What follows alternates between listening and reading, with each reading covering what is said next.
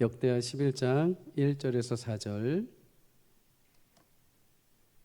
구약성경 669페이지, 역대하 11장 1절에서 4절, 우리 한 절씩 함께 교독하겠습니다. 르호보암이 예루살렘에 이르러 유다와 베냐민 족속을 모으니 택한 용사가 18만 명이라 이스라엘과 싸워 나라를 회복하여 르호보암에게 돌리려 하더니 여호와의 말씀이 하나님의 사람 스마야에게 임하여 이르시되 솔로몬의 아들 유다 왕 르호보암과 유다와 베냐민에 속한 모든 이스라엘 무리에게 말하여 이르기를 여호와께서 이같이 말씀하시기를 너희는 올라가지 말라 너희 형제와 싸우지 말고 각기 집으로 돌아가라 이 일이 내게로 말미암아 난 것이라 하셨다 하라 하신지라 그들이 여호와의 말씀을 듣고 돌아가고 여로보암을 치러 가던 길에서 되돌아왔더라. 아멘. 오늘 본문을 가지고 마음을 잘 지키는 신앙이라는 제목으로 말씀을 나누려고 합니다. 역대하 앞에 있는 내용을 조금 나눠야 오늘 본문이 이해가 됩니다. 그래서 천천히 잘 함께 말씀을 나눠보도록 하려니 여러분 한번 들어보시기를 바랍니다. 옛말에 이런 말이 있습니다. 공든 탑이 무너지랴. 공들여서 쌓은 탑은 쉽게 무너지지 않는다라는 말이기도 합니다. 그런데 때로 힘들게 지은 탑이 무너질 때가 있습니다. 과거에 삼풍백화점 또 성수대교가 그러했죠. 원인이 무엇인가? 겉으로 보기에는 잘 지어진 것 같았는데 내부의 부실 공사가 원인이죠. 더 잘 신경 쓰고 조금 더 관리했더라면, 금간 부분을 체크하고 무너져 내렸던 천장을 잘 보수했더라면 아마 인명사고가 일어나지 않았을 것입니다. 여러분, 이런 것을 보면 최선을 다해서 우리가 건물을 짓는 것도 중요하지만 지은 이후에 그 건물을 어떻게 잘 관리하고 보수하느냐도 굉장히 중요하다 볼 수 있습니다. 세우는 것도 중요하지만 그것을 잘 지켜가는 것 또한 중요합니다. 신앙생활도 그렇습니다. 신앙생활은 여러분 구원의 시작을 알리는 거죠. 시작되었다고 해서 여러분 구원이 바로 끝난 것이 아닙니다. 그 은혜를 은혜대로 잘 이어갈 수 있도록 항상 신앙을 점검하고 말씀 앞에 비추어가고 무너진 곳이 있다면 보수하면서 신앙생활을 잘 세워갈 때 아름답게 구원의 완성에 이르게 되는 줄 믿습니다. 솔로몬은 최고의 재료, 최고의 기술자들을 동원해서 7년 동안 성전을 완공을 합니다. 그의 지혜, 부, 영광은 당시에 대단했습니다. 그의 지혜가 어떤 세상의 왕들보다 더 뛰어나다라고 성경이 말했습니다. 솔로몬의 그 지혜로운 말 한마디를 듣기 위해서 온 원근각지에 있는 사람들이 다 솔로몬을 보기 위해 찾아왔습니다. 심지어 병거와 마병이 가득했고 금과 화려한 백향목이 가득했습니다. 말 그대로 천하태평을 누렸죠. 오죽하면 이스라엘 길거리에 나뒹구는 것이 돌이 아니라 은이었다고 합니다. 그 당시에 사람들 은은 가치 있는 보석으로 여기지 않을 정도로 흔할 정도였다라고 말할 정도죠. 그런데 여러분, 겉으로 보기에 이렇게 외적인 화려함과 달리 솔로몬은 조금씩 영적으로 내적으로 금이 가기 시작을 했습니다. 열왕기상 11장에 보면 솔로몬이 이방의 많은 여인을 사랑했다 이렇게 말합니다. 우상 숭배를 하는 주변의 여러 나라의 여인들을 정략 결혼한 것이죠. 후궁이 700명, 첩이 300명, 도합 1000명의 아내를 두었습니다. 용기가 가상하죠. 신명기 7장에 하나님은 이스라엘 백성들이 그 땅에 들어가서 한 가지 경고하신 게 있습니다. 너희가 그 땅에 들어가 결코 이방 여인들과 결혼하지 말고 며느리도 삼지 마라 이렇게 말씀하십니다. 왜요? 그들이 가지고 오는 우상들로 인하여서 너희가 나를 멀리할까 하노라. 하나님이 경고까지 하셨습니다. 그런데 솔로몬은 이방의 많은 아내들을 또 그 여인들이 가지고 온 우상들로 인하여서 마음이 떠나게 되죠.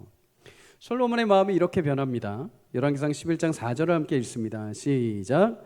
솔로몬의 나이가 많을 때에 그의 여인들이 그의 마음을 돌려 다른 신들을 따르게 하였으므로 왕의 마음이 그의 아버지 다윗의 마음과 같이 아니하여 그의 하나님 여호와 앞에 온전하지 못하였다. 처음에 잘 시작한 솔로몬이지만 시간이 갈수록 마음을 뺏겨 버립니다. 여인들이 가져온 우상을 통해서 하나님을 향하던 마음이 점점 돌아서 버린 거죠. 여러분, 사랑이라는 것은 굉장히 좋은 것입니다. 그런데 사랑이 좋다 하여서 아무거나 사랑하거나 아무나 사랑하고 마음을 내어주어서는 안 되죠. 우리가 결혼을 하고는 이제 그때서부터는 내 아내, 내 남편에게만 마음을 주고 사랑을 해야 됩니다. 신앙생활도 동일합니다. 내가 예수를 믿기 전에 다른 것들 여러 가지를 사랑했다 하더라도 이제 하나님의 사랑을 받는 구원받은 하나님의 자녀가 되었다면 이제 하나님만 사랑해야 될 줄 믿습니다. 그런데 사랑이 좋다 해서 자꾸만 다른 데 마음을 두고 다른 데 눈을 돌리고 하면 그러면 하나님과의 관계가 틀어지고 어긋나게 되어 있죠. 여러분, 우리는 하나님 아버지만 가장 많이 사랑할 수 있기를 축복합니다. 하나님을 향해서 여러분 마음을 두시기를 축복합니다. 잠언 4장 23절은 그래서 말합니다. 모든 지킬 만한 것 중에 더욱 너의 마음을 지켜라. 무슨 말입니까? 네 마음 중심, 처음에 하나님을 향했던 그 마음의 중심을 잘 지키라는 것입니다. 그런데 여러분, 이 잠언 말씀을 아이러니하게도 누가 기록을 한 줄 아십니까? 오늘 솔로몬이 기록을 했습니다. 우상으로 인하여서 마음을 돌렸던 솔로몬이 지금 이 잠언을 기록한 거죠. 그러면 여러분, 이 잠언, 솔로몬이 이 잠언을 그러면 누구를 위해서 기록을 했나? 하나님께서 솔로몬을 통해서 누굴 위해 기록했나? 물론 여러분, 잠언이 우리 2대 독자인 우리에게도 하나님 주신 말씀이지만 솔로몬이 처음에 잠언을 기록할 때 1대 독자가 있습니다. 그게 누구냐? 잠언 1장에 보면 내 사랑하는 아들아 이렇게 말을 합니다. 솔로몬이 자기의 아들에게 지혜의 잠언을 남긴 것이죠. 여러분, 아버지가 자식에게 유언을 남긴다면, 지혜로운 유언을 남긴다면 여러분들은 무슨 말을 남기겠습니까? 아마 살다가 내가 잘못하여 실수한 부분들, 내가 잘못하여 죄를 범한 부분들을 내 자식만큼은 범하지 않기를 바라면서 정말 진솔 어린 하나님 앞에 신앙의 관점에서 진실한 마음을 담아서 말을 할 것입니다. 내 아들아, 세상에서 가장 지혜로운 것은 하나님께 마음을 돌리지 않는 것이다. 하나님께 마음을 시종일관 두고 세상의 마음을 빼앗기지 않는 것이다. 내가 처음에 그것을 잘 시작했는데 시간이 가 그 마음을 잃어버렸더니 참 많이 고생하고 많이 힘들었다. 그러니 내 아들아, 너는 그 마음을 꼭 하나님을 향해서 지켜라. 사랑하는 여러분, 하나님을 향한 마음이 돈과 명예와 권력과 다른 우상으로 인하여 여러분 흐려지지 않고 떠나지 않기를 주의 이름으로 축복합니다. 바벨론 한복판에서 하나님을 향해 마음을 두고 흔들리지 않고 기도했던 다니엘처럼 하나님을 끝까지 사랑하고 하나님을 바라는 마음이 저와 여러분의 심령 가운데 넘쳐나기를 주의 이름으로 축복합니다. 솔로몬이 하나님을 향해서 처음에 잘 시작을 했지만 시간이 갈수록 그 마음을 우상에게 빼앗겨 버립니다. 그런데 신기하죠. 하나님의 마음을 돌리자마자 그 뒤부터 예상치 못한 고난이 솔로몬에게 찾아오기 시작합니다. 첫 번째 고난은 바로 대적이 일어나기 시작한 겁니다. 열왕기상 11장에 보면 주변에 있던 민족이 일어나서 솔로몬을 대적하기 시작했다 이렇게 말합니다. 그 전까지 여러분 천하태평하고 어느 누구도 솔로몬이 다스리는 이스라엘을 건들 수가 없었습니다. 근데 하나님으로부터 시선을 떼자마자 주변에 대적이 일어나기 시작을 합니다.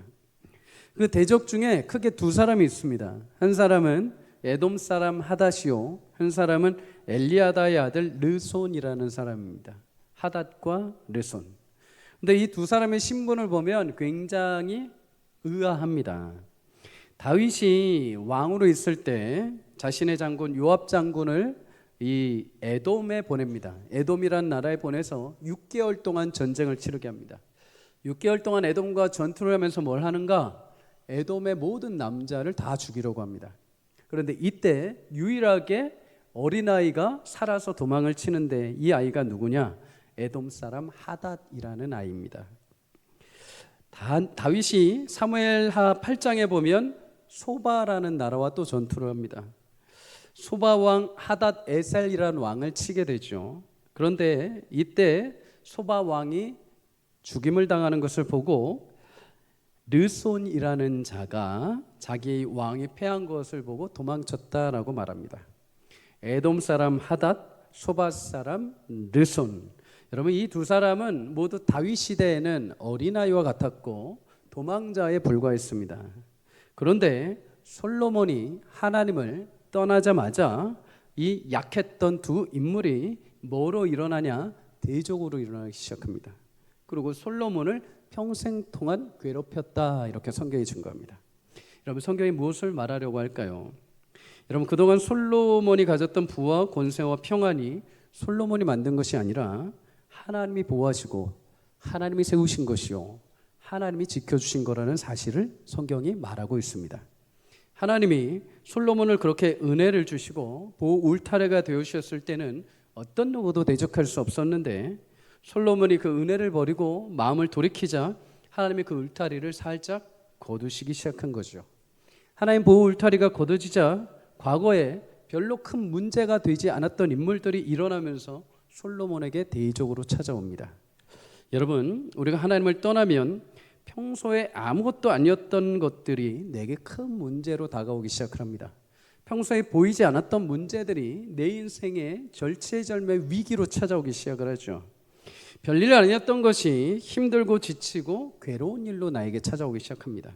그러나 하나님께 붙어 있으면 평소에 아무리 거대한 산과 같았던 인생의 문제들마저도 하나님 앞에 평지가 되게 하시는 역사를 베풀어 주시는 줄 믿습니다. 그래서 스가랴 4장 7절은 말합니다. 큰 산아, 내가 무엇이냐? 내가 수룹바벨 앞에서 평지가 되리라. 아멘.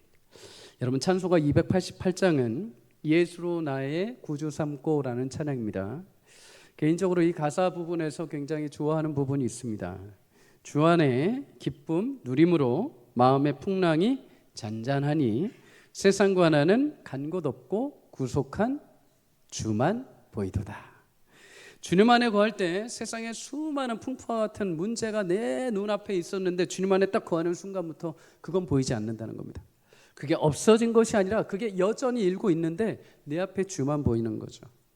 주만 보고 주님의 평안과 위로 가운데 그 무리를 걸어가게 되는 것입니다. 여러분, 이 곡의 작사가인 페니 크로스비라는 여인은 사실 생후 6주 만에 의사의 실수로 시력을 잃어버리고 평생 앞을 볼 수 없는 삶을 살았던 여인입니다. 그러나 자신의 현실 속에서 원망보다도 하나님 주시는 믿음을 가지고 자신의 육적인 눈의 제한을 넘어서 영적인 눈을 열어 하나님과 함께 동행함으로 그 누구보다도 귀한 찬양의 가사를 작시하게 된 것이죠. 여러분, 하나님을 가까이 할 수 있기를 주의 이름으로 축복합니다. 하나님 가까이 하는 것이 우리에게 복이 되는 줄 믿습니다. 하나님과 멀어지기 시작하면 이제 그때서부터 문제가 보이기 시작합니다. 그때서부터 평소에는 별로 생각하지 않았던 일들이 점점 내 안에 현실만 보이고 세상만 보이고 불평할 일들이 온갖 거리들이 일어나기 시작을 합니다. 그러나 하나님이 함께 하시고 하나님이 거하시고 하나님 보기 시작하면 하나님 안에 있으면 세상의 문제와 어려움은 사라지고 하나님의 평안과 은혜로 나의 삶을 인도해 가시는 줄 믿습니다. 큰 사람 네가 무엇이냐? 내 앞에서 평지가 되리라. 그리스도 예수 안에 살아가는 여러분의 인생 가운데 수많은 문제가 보이는 것이 아니라 내 아버지 하나님만 보이는 축복이 있기를 주의 이름으로 소망합니다. 여러분, 두 번째로 솔로몬이 하나님을 떠났을 때 또 하나 찾아온 고난이 무엇이냐? 이스라엘이 그동안 하나 되었던 이스라엘이 남과 북으로 이제 분열이 됩니다. 열왕기상 11장 11절에 보면 하나님은 솔로몬에게서 나라를 빼앗아 솔로몬 신하인 느밧의 아들 여로보암에게 주겠다, 이렇게 말씀을 합니다. 그런데 이때도 하나님은 솔로몬에게 은혜를 베풀어 주십니다. 무슨 은혜인가? 솔로몬에게 모든 나라의 권세를 다 빼앗지 않으십니다. 이스라엘 백성들이 12지파이거든요. 12지파 중에 10지파만 이 여로보암이라는 자에게 빼앗기게 하십니다. 그럼 이제 남은 지파는 2지파이죠. 이 남은 지파 2지파는 하나님이 솔로몬에게 남겨주십니다. 그리고 솔로몬의 아들인 르호보암이 이 남은 2지파를 데리고 남유다를 계속 이어가게 하십니다. 다윗의 가문이 이어지게 계속 은혜를 베풀어 주신 것이죠. 지도를 한번 보실까요? 지도를 보시면 사실 저 위에 노란색, 아래 붉은색이 전체 이스라엘이었습니다. 솔로몬이 통치하던 시대에 솔로몬이 하나님을 향해서 마음을 벗어나자 하나님 이제 나라를 나누시는데 위에 10개 지파를 중심으로 한 여로보암이라는 자를 통한 북이스라엘, 그리고 남쪽에 솔로몬의 아들을 통해 2지파 유다와 베냐민 지파가 속한 남유다, 붉은색 남유다로 이렇게 나뉘게 되어 버리는 것입니다. 여러분, 하나님을 떠나자 공동체가 분열이 시작이 됩니다. 여러분, 하나님의 말씀이 사라지고 하나님의 은혜와 지혜가 사라지면 사람은 분열하게 되어 있습니다. 사사시대가 그러했죠. 사사시대에 왜 자기들 입맛에 분열이 되고 자기들 입맛에 맞추어서 우상숭배를 열심히 합니까? 왕이 없으므로 백성이 자기 소견에 옳은 대로 행하였다라고 성경이 말합니다. 하나님 말씀에서 떠나니까, 하나님 말씀이 기준되지 않으니까 이제 모두 자기 마음대로 이 나라 저 나라 이신저신을 믿으면서 분열이 되기 시작한 거죠. 여러분, 우리 교회는, 우리 가정은 하나님 말씀 안에 하나가 되는 은혜가 있기를 주의 이름으로 축복합니다. 사단이 가장 잘하는 것 중에 하나가 뭐냐면 분열시키는 겁니다. 분열. 갈라디아서 5장 19절에 보면 육체의 일, 곧 성령을 거스르는 사단을 따르는 일에 여러 가지 예가 나옵니다. 그 중에 무엇이 나오느냐? 원수 맺는 것, 분쟁하는 것, 시기하는 것, 분내는 것, 당짓는 것, 분열함이라고 성경이 말합니다. 이 모든 것은 육체의 일로 하나님 나라를 유업으로 받지 못한다. 이런 죄악된 마음과 사단의 마음과 분열된 마음이 있어서는 결코 하나님 나라를 상급으로 받을 수 없다는 것입니다. 반대로 하나님께 속하여 하나님 나라를 유업으로 얻은 자들은 어떻게 하는가? 성령의 열매를 맺게 됩니다. 사랑과 희락과 화평과 오래 참음과 자비와 양성과 충성과 온유와 절제, 이 아름다운 성령의 열매 안에서 그리스도 안에 함께 연합하고 하나가 되는 것입니다.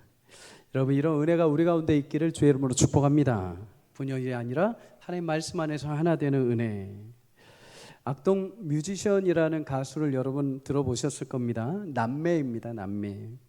근데 이 2 남매는 굉장히 음악 실력도 출중할 뿐 아니라 신앙도 굉장히 좋습니다. 그래서 가사를 들어보시면 가사 안에 보이지 않게 신앙이 이렇게 스려져 있습니다. 하나님 나라에 대한 소망이. 이 아이들의 부모님은 몽골 선교사님이십니다. 이성근 선교사 부부이시죠. 몽골에서 이 2 남매를 키우는데 학교를 보내지 못해서 홈스쿨링을 시작을 했습니다. 홈스쿨링을 하면서 이 선교사님이 빼먹지 않은 게 가정예배입니다. 가정예배. 가정예배라고 해서 막 어떤 틀에 얽매이기보다도 그날 함께 모여서 하나님 말씀을 읽고 그 말씀에 주는 은혜들을 함께 나누는 것이죠. 그런데 가정예배를 하면서 한 가지 놀라운 사실을 깨달았다고 합니다. 아이들이 어렸을 때는 괜찮은데 사춘기가 되고 성장을 하면서 이제 자기 생각이 일어나고 자기 고집이 생기기 시작을 했다는 거죠. 그래서 어쩔 수 없이 아이들과 이렇게 부딪히고 갈등할 수밖에 없는 현실에 처한 것입니다. 그런데 가정 예배를 하면서 말씀을 나누면서 느낀 점을 아이들과 함께 나누는 시간이 있었다고 합니다. 이때 아이들이 이렇게 고백을 했대요. 아빠, 아까 내가 이게 옳다고 확신을 가지고 얘기를 했는데 오늘 말씀을 보니까 그게 아니네요. 이런 말을 했다는 것이죠. 말씀을 통해서 아이가 자신의 삶을 말씀의 기준에서 조정을 하기 시작했다는 거죠. 부모가 막 이래라 저래라가 아니라 그러면 갈등만 생길 뿐인데 하나님 말씀 앞에 아이를 세웠더니 아이가 자기 스스로 그 말씀 앞에 자신의 삶을 비추어서 잘못된 거는 돌이키고 옳은 거는 믿음으로 더 추구해 나갔다는 거죠. 이 시간을 통해서 부모는 아이가 어떤 생각을 하고 어떤 부분에서 갈등을 가지고 있는지 더 이해하게 되고, 아이는 이 말씀을 통해서 자기 스스로 하나님 말씀 앞에 자기를 조정해 가는 것. 부모와 자녀 안에 갈등이 일어날 수 있는데 이것을 조율하는 데 기준이 되는 것이 유일하게 하나님 말씀이더라라는 것입니다. 여러분, 말씀 안에 연합되고 하나가 되는 것이죠.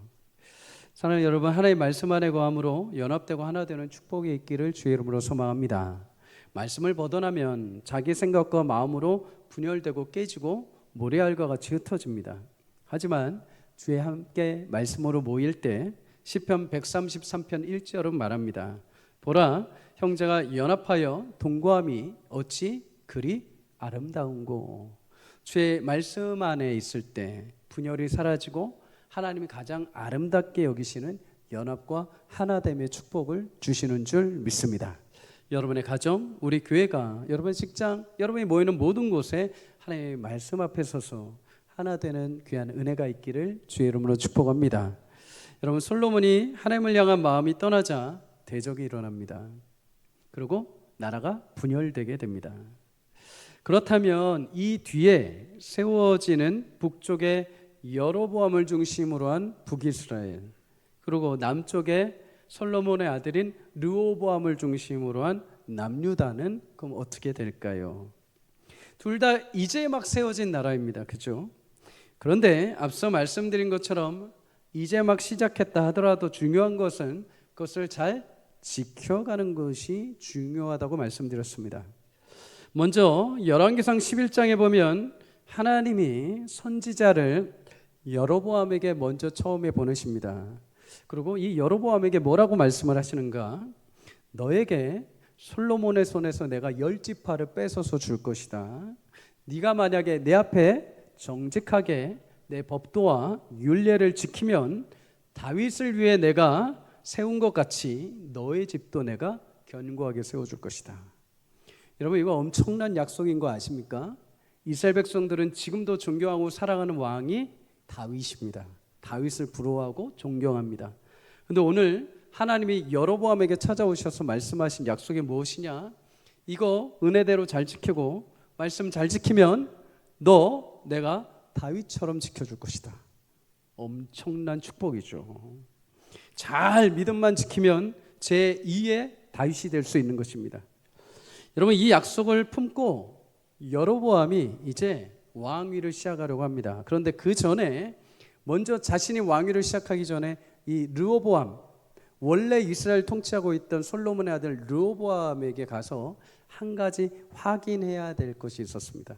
쪼개지려면 명확한 이유가 있어야 되죠. 그래서 그 이유를 만들기 위해서 이 여로보암이 이스라엘 백성들을 데리고 르호보암에게 찾아갑니다. 그 르호보암에게 한 가지 조건을 내걸죠. 역대하 10장 4절을 함께 읽어볼게요. 시작. 왕의 아버지께서 우리의 멍에를 무겁게 하였으나 왕은 이제 왕의 아버지께서 우리에게 시킨 고역과 매운 무거운 멍에를 가볍게 하소서. 그리하시면 우리가 왕을 섬기겠나이다. 아멘. 당시 여러분 다윗 시대부터 솔로몬 시대까지 성전과 왕궁을 건축하는데 백성들의 노동력과 세금이 반드시 들어갔습니다. 그런데 여러분 이거는 당연한 것입니다. 사무엘상 8장에 보면 이스라엘 백성들이 사사시대, 왕이 없고 중간중간마다 하나님 보내신 사사로 통치하던 시대 말기에 하나님 앞에 나와서 이스라엘 백성들이 요구합니다. 하나님, 우리도 이제 멋진 왕을 세워주십시오. 여러분, 이스라엘 백성들에게 왕은 하나님이십니다. 하나님. 그런데 이제 이들이 뭐를 요구하냐면 우리 눈에 보이는 왕을 세워주십시오. 우리 눈에 보이는 건강하고 힘세고 강력하고 우리를 보호할 수 있는 왕을 세워주십시오. 하나님이 선지자를 통해서 백성들에게 말을 하십니다. 얘들아, 너에게 왕이 세워지면 어떤 일이 일어날 줄 아니? 왕이 너희 아들들을 군인으로 데려갈 것이고 너희 딸들을 요리하는 자로 데려갈 것이고 너희 밭과 포도원의 소출을 거둬들일 것이고 너희 노비와 짐승들을 데려가 왕의 일을 시킬 것이고 너희가 그의 종이 될 것이다. 그런데도 왕을 요구하겠느냐? 네, 그래도 우리 왕 주십시오. 그래도 왕이 우리 앞에 세워져야 할 것이고 그 왕이 우리를 다스리고 우리는 그를 섬기겠습니다. 이렇게 자신만만했습니다. 하나님이 왕을 주셨죠. 사울 왕을 주시고 다윗을 주시고 솔로몬을 주셨습니다. 그러면서 자연스럽게 왕으로 인하여 하나님 말씀하신 대로 통치를 받고 자신들의 노동력과 세금을 지출한 것입니다. 여러분, 이렇게 멍해가 어쩔 수 없이 그들의 선택으로 인하여 점점 무거워질 수밖에 없었던 거죠. 근데 이 멍해를 가지고 여로보암이 백성들과 르호보암에게 찾아와서 말합니다. 당신의 아버지 솔로몬 때, 다윗 때, 할아버지 다윗 때 너무나 막중한 짐이 우리 가운데 있었습니다. 이걸 조금이라도 덜어준다면 우리가 눈 딱 감고 당신을 섬기겠습니다. 이렇게 조약을 걸어온 것입니다. 여러분, 이 말을 들은 솔로몬의 아들 르호보암은 백성들의 말 질문을 딱 듣고 나이든 신하들의 의견을 듣기보다 자신하고 젊은 동년배 친구들의 의견을 듣고 성급하게 결정을 하는 실수를 하게 됩니다. 역대 10장 11절에 보면 나는 너희 멍에를 더 무겁게 할 것이다. 많이 아쉽죠? 조금 부드럽게 그래? 많이 힘들었구나. 그러면 일단 이것 좀 먹고 좀 생각을 해보자. 이러든지 아니면 그래 세금 조금 줄여줘 볼게. 노력해 볼게. 이러든지 이러면 그냥 평화롭게 나라가 계속 이어졌을 것입니다. 그런데 뭐라고 합니까? 나는 더 세게 할 거다. 심지어 여기에 기름을 붓습니다. 그 뒤에 무슨 말을 하느냐? 내 할아버지 다윗은 가죽 채찍으로 너희를 쳤을지 모르지만 나는 전갈 채찍으로 너희를 칠 것이다. 더 세게 하겠다는 것이죠. 여러분, 이 말을 들은 이스라엘과 여로보암이 이 일로 인하여서 르호보암과 완전히 쪼개지게 됩니다. 그리고 북쪽으로 올라가서 10지파와 함께 여로보암이 북이스라엘을 만들고 남쪽의 르호보암은 이제 남은 2지파인 유다와 베냐민 지파만 데리고 다윗의 가문을 계속 이어가는 남유다를 세우게 되죠. 그럼 이로 인해서 이렇게 분리가 됩니다. 그런데 여러분, 여기까지 보면 지금 흐름과 대세가 어느 쪽으로 기운 것 같습니까? 한쪽은 2지파밖에 없고 심지어 말실수로 해서 모든 10지파가 배신하고 떠나버렸습니다. 반면에 한쪽은 하나님이 약속까지 주셨습니다. 약속하신다고 전화 왔습니다. 빨리 받으십시오. 약속까지 주셨습니다. 그리고 심지어 12지파 중에 10지파가 함께합니다. 대세가 어느 쪽으로 기울었습니까? 북이스라엘 쪽으로 기울었죠. 북이스라엘. 그런데 아까 말씀드린 것처럼 여러분, 이렇게 각각 세워지고 시작된 나라이지만 어떻게 그것을 유지하고 잘 지켜가느냐가 결과를 완전히 바꿔버립니다. 오늘 본문에 보면 르호보암은 유다와 베냐민 군사 18만 명을 택해서 이스라엘을 굴복시키려고 전쟁을 준비하러 떠납니다. 많이 억울했겠죠. 원래 이 모든 땅이 내 조부 다윗, 내 아버지 솔로몬이 통치하던 지역인데 지금 거의 3분의 2 이상을 다 빼앗긴 것입니다. 그러니 원통하고 통탄할 일이죠. 그래서 군사를 일으키게 됩니다. 그런데도 여러분, 그나마 르호보암에게 소망이 있던 것이 무엇이냐? 유다 지파와 베냐민 지파가 있었다는 겁니다. 유다 지파는 여러분, 가나안에서 전쟁할 때 가장 전쟁을 많이 경험한 전쟁에 탁월한 지파입니다. 베냐민 지파는 숫자가 적었지만 칼싸움에서 굉장히 잘한 특전사와 같은 지파입니다. 강력한 2지파를 데리고 가는 것입니다. 이길 수 있겠죠. 어느 정도 승산이 있어 보입니다. 그런데 이때 하나님이 이 르호보암에게 나타나셔서 말씀을 하십니다. 4절을 함께 읽습니다. 시작. 여호와께서 이같이 말씀하시기를 너희는 올라가지 말라.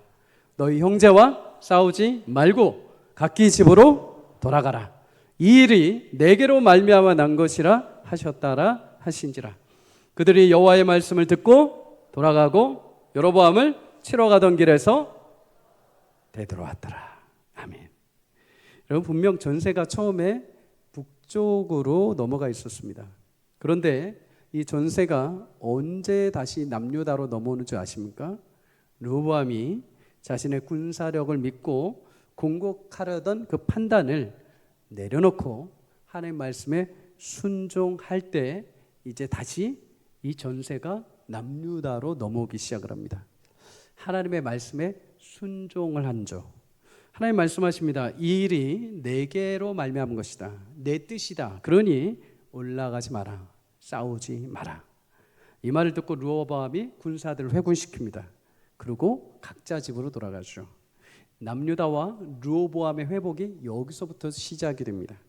그러면 여러분 여로보암은 어떨까요? 왜 대세가 북이스라엘 여로보암에 있다가 이 순간에 르호보암과 남유다로 넘어갈까요?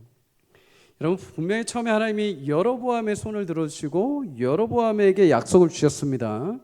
여로보암에게 전세가 기울어져 있었습니다. 그런데 역대하 11장 13절에 보면 이 북쪽에 있던 제사장들과 레위 사람들과 하나님을 신실하게 따르는 신실한 백성들이 여로보암과 북이스라엘을 떠나서 남유다로 이제 이동해 오기 시작을 합니다. 잘 있던 신실한 백성들이 갑자기 떠나서 남유다 르호보암에게 찾아온 것이죠. 이유가 무엇인가? 열왕기상 12장에 보면 르호보암이 하나님 앞에 큰 범죄를 저지르기 시작을 합니다. 두 금송아지를 만들어서 북쪽에 베델과 단이라는 곳에 세우고 이제 너희는 이곳에서 하나님께 예배하라고 명령을 합니다. 심지어 예배를 섬기는 제사장들마저 레위인들을 다 모두 내려놓게 하고 자기 마음대로 제사장들을 세웁니다. 자기 입맛에 맞춰서 자기 말을 듣고 자기에게 돈을 주고 자기의 유리하게 정권을 이행하는 제사장들을 세우기 시작합니다. 심지어 예배하는 절기 날짜도 자기 마음대로 바꿔버립니다. 굳이 그날까지 갈 필요 있어? 편하게 오늘 해. 굳이 다음 주까지 갈 필요 있어? 내일 해. 하면서 자기 마음대로 바꿔버립니다. 심지어 자기 마음대로 산당을 지어서 거기에 가서 예배해라 이렇게 백성들을 호도하게 됩니다. 그런데 여러분 이 모든 결정을 누가 했다고 합니까? 열왕기상 12장 33절 함께 읽습니다. 시작. 그가 자기 마음대로 정한 달 곧 8째 달 15째 날로 이스라엘 자손을 위하여 절기를 정하고 베델에 쌓은 제단에 올라가서 분향하였더라. 하나님의 뜻이 아니라 누구 마음대로요? 자기 마음대로. 하나님의 은혜로 택함 받고 하나님의 약속을 지켜 은혜로 통치했다면 그는 분명 다윗의 버금가도록 하나님은 그 집을 세워주셨을 것입니다. 하지만 은혜를 벗어나 자기 마음대로 결정하는 일로 인해서 전세가 이제 다시 남유다로 향하기 시작을 한 것입니다. 이 결정으로 인해서 두 나라의 처음 시작은 북이스라엘이 유리할 것처럼 시작되었지만 이 중간의 일로 인해서 다시 하나님이 남유다로 다시 하나님의 시선을 돌리십니다. 전세가 완전히 다시 역전된 것이죠. 여러분 인생의 회복의 시작은 하나님의 말씀으로 다시 돌이킬 때 시작됨을 믿으시기를 주의 이름으로 축복합니다. 솔로몬과 같이 멋지게 여로보암처럼 큰 은혜로 시작했다 하더라도 하나님 말씀에서 돌이켜 내 마음대로 하면 그 영광은 금방 사그라지게 되어 있습니다. 하지만 처음에는 실수했다 하더라도 처음에는 내 혈기와 내 잘못된 판단으로 오류를 범했다 하더라도 나의 뜻과 하나님의 뜻이 다르다 하더라도 하나님은 완전하시고 하나님의 뜻은 신실하심을 믿고 그 뜻에 순종함으로 돌이킬 때 하나님은 그의 삶에 놀라운 은혜와 반전의 역사를 주실 줄 믿습니다. 여러분 이 결과가 어떻게 나타나는지 아십니까? 북이스라엘은 나중에 총 19명의 왕이 세워집니다. 남유다는 총 20명의 왕이 세워집니다. 그런데 성경에 보면 북이스라엘에 세워진 19명의 왕 중에 단 한 명도 하나님께 칭찬받는 왕이 없습니다. 모두가 다 죄악의 길을 갑니다. 모두가 다 처절한 절망의 길을 갑니다. 그런데 이 남유다의 20명의 왕 중에 그래도 하나님 앞에 칭찬받은 왕 8명이 세워집니다.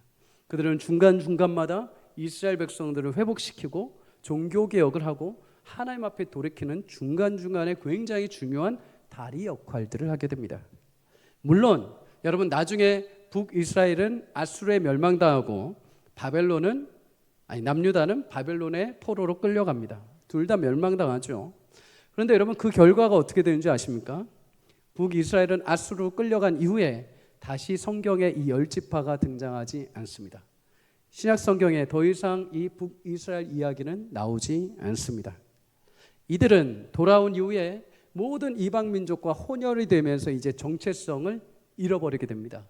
하나님의 백성이라는 지위, 하나님께 택했던 민족이라는 모든 것들이 다 사라지게 되죠.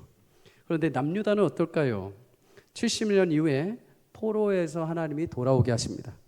이들은 다시 예루살렘에서 성전을 재건합니다. 성벽을 재건합니다. 신앙을 회복합니다.